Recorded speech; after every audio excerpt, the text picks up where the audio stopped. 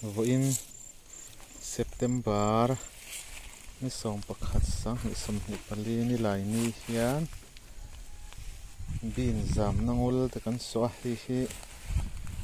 bin te kan tua an tram chin na turte na kin ma ni ei turte te om ve ta ka kan tia ni hian terrace ni he kan siama hei kan so ve tru mai he ta hian a thlanga hian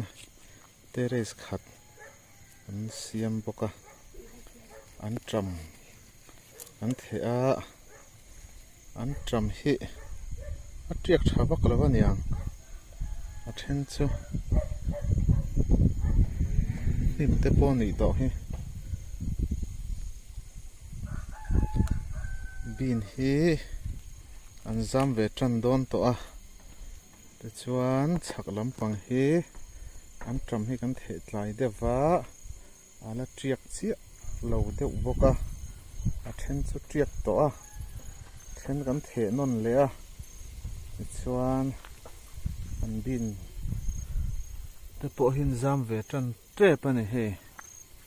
nakina han tharanga pathian zara dam te kanom chuan thar thei ngai te ni chuan ki ma ni le thenom khoveng te ei tur chu om ve le mayang hian he tilai hian behloi kan nu ina tu boka yang behloi te pawh hi hna te pawh hi voi ni thum vel chu kan ei ve ta thlai ma ni ina han nei ve te hi anuama tin a thar lam tak tak kha kan ei thei pha ani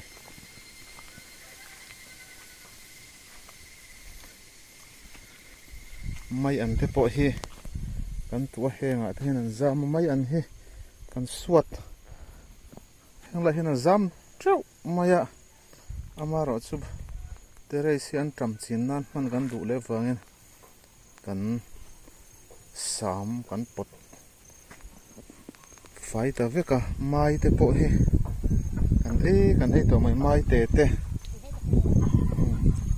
he ta pawh hin mai te ara nil nirang hoyang oh ta te mai te pum chum te hi tu ya nia